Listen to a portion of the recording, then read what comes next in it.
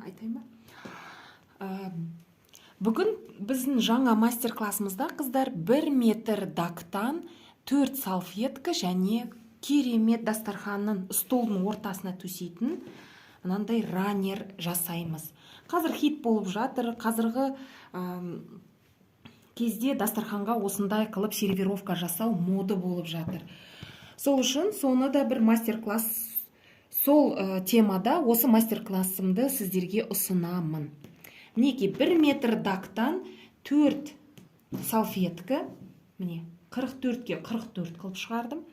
Және де ені 45, ені 45, екі бүктеліп тұр. Ені 45, ұзындығы 160 ранер шығардым. Неге десеңіз, столым 1-де 20, ені 80. 1-де 20-ға екі жағынан 20-20 қылып түсіп тұратын, мінеки мына жерден болады. Мінемен сызып қойғаным былайынан. Екі жағынан столымның 20 сантиметрден түсіп тұрса, мынау 120 болса, 120-ға 40-ты қосамын. Екі жағынан 20-20, 160 болады ұзындығы. Ал ені столым 80. 80-ге 40 нормально. Сол үшін мен 45 қып алдым. Шеттерінен 2 сантиметрден қайтарғанда. Шетін жіңішке қып қайтарамыз. Оны мастер-класста көресіздер, ұзамасаңыздар, видеода барлығы түсінікті болады. Мен мінеки пішіп дайындап алдым. 160-қа мінеки 160-қа 45 қылып, және де мына жағынан 20 сантиметр ала отырып, міне былайынан, мына жерін түртіп алдым да, былайынан сызып дайындап қойдым. Мына жерін 40 тастаймыз. Болды. Бұл дайын тұр.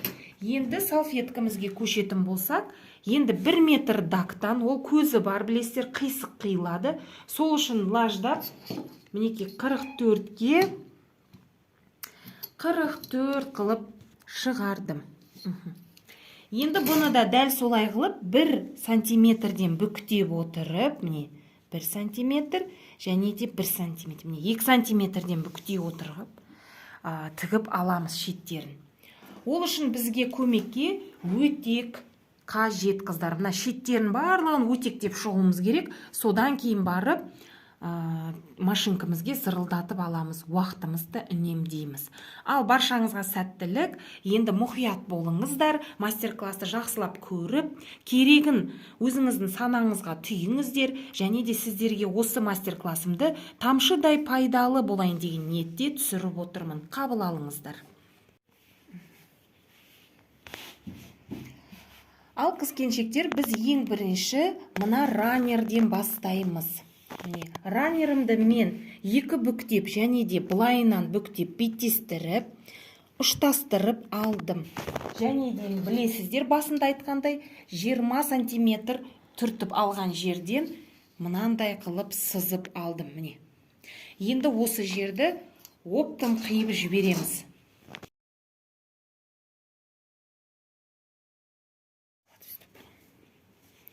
Мінеки біз ұшын шығарып қиып алдық. Мінеки тегіс әдемі болды. Енді өтек басуға кірісеміз.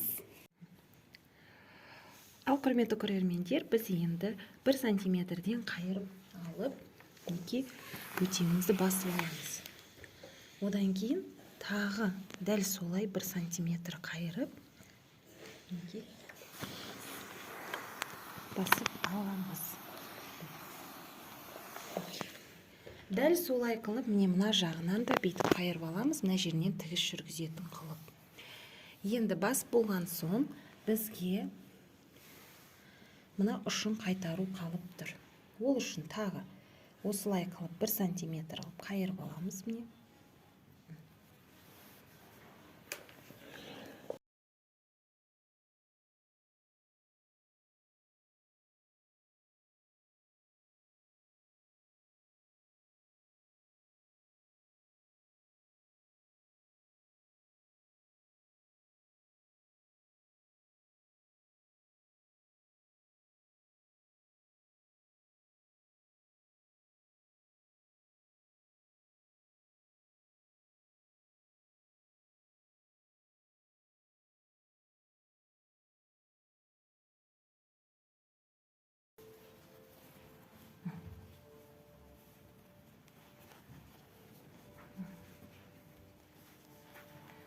жағымен тігеміз.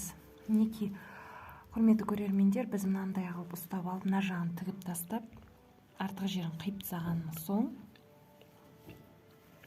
мына жағында біздің немеміз шығады, бұрышымыз шығады екен. Мінекей, осылай тігіліп, әдемі бұрыш шығады екен. Мастер-класстан ұзамаңыздар, ұнаса лайк басыңыздар. Енді салфеткіге басып дайындап аламыз.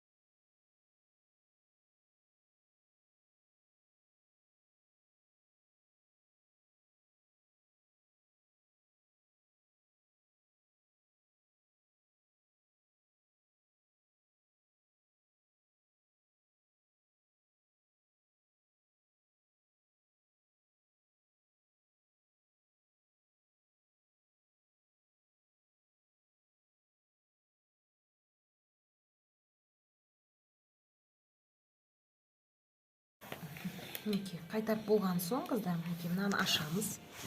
Ашып болған соң, не көріп тұрсыздар, өзі өтектің ізі тұр. Мына жерден белгі қойып аламыз.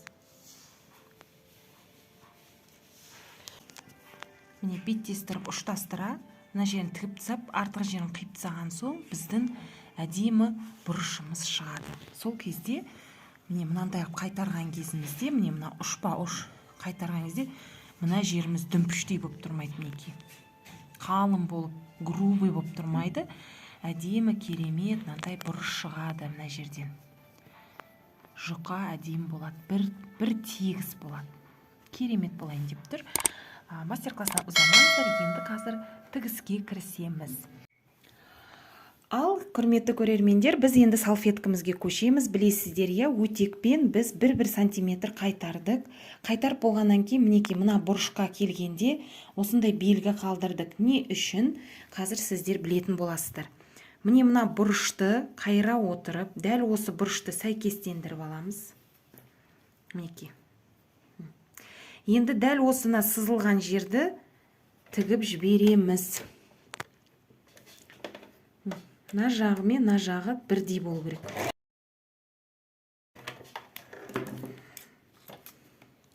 Енді осы мынау былай қараған кезінде, қыздар, қазір біз бұрышын шығарғанда салфеткамызды мінекей, мынау бір қайтарылды бағанағы. Осылай тігілетін болады. Осылай бұрышы болады. Енді ол үшін біз мынаны қиып тастауымыз керек. Мына артық жерін қиып тастаған кезімізде, мінекей, мынаны ішіне жібереміз. Қазір енді осы жерден мына ручканың үстімен тігіс жүргіземіз. Тігісті қалай қарай жүргіземіз? Былайынан қоямыз, мына жағынан қоямыз. Мына жағынан емес, мінекей. Және де мына жақтан бастамаймыз, мына жерден бастаймыз. Мына өтек басылған сызықтан бастаймыз. Болды.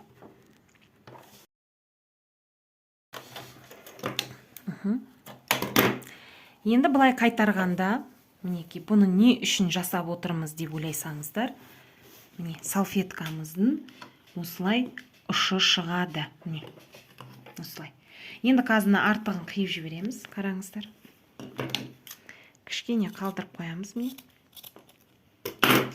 Енді былай қарата, мына өтек басылғанын жолымен қазір былайынан тігілген кезімізде, әдемі салфеткамызден бұрыш шығады. Осылай. Көрдіңіздер ме? Мына жағы мінекей былай болады сол кезде.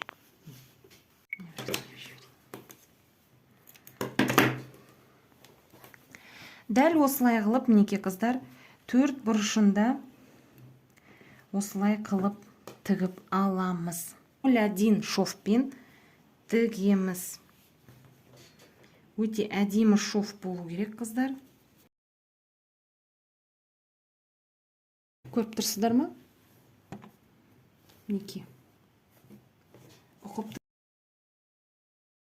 Бұрышқа келген соң инені көтермей, лавканы көтереміз де, бұлай қарап бұрып аламыз салфеткамызды.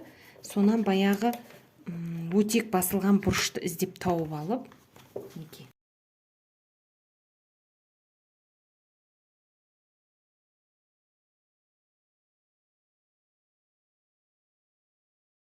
Төрт бұрышын солай айналдырып алып тіге береміз, мінекей. Мінекей, құрметті көрермендерім, мынандай қылып бұрыштарды шығардық. Міне салфеткамыздың мына беті.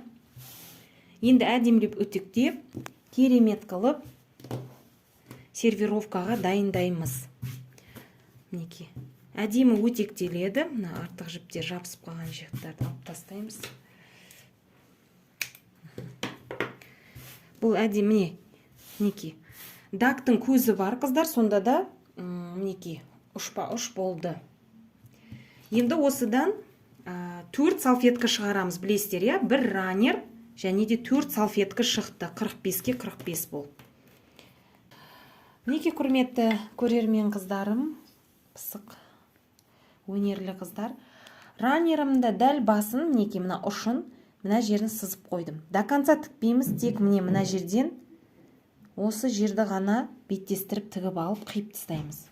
Бұрышын осы жерден шығарып алып, кейін мынаның үстімен кете береміз.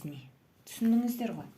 Қазір сізге көрсетейін. Ол үшін мен мынандай шетіне кейін бұрышы шыққаннан кейін мына невемді дайындап қойдым, кисточкамды. Әдемі сәндік элемент болу үшін.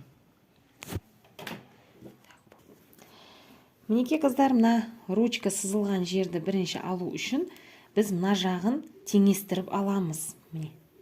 Одан кейін барып, мына жерден дейміз, мына жерден тігіп жібереміз.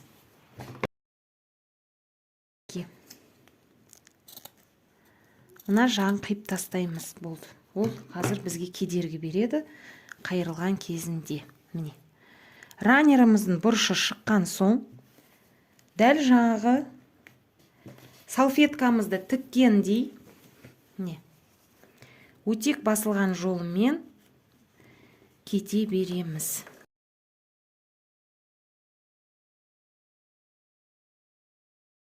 До конца тікпейміз, қыздар.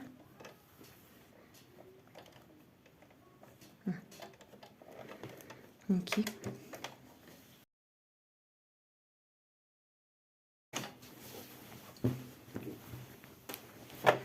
Сол кезде мынандай шов болады. Мінекей. Мына жағын қазір қиып жібереміз артық жерін.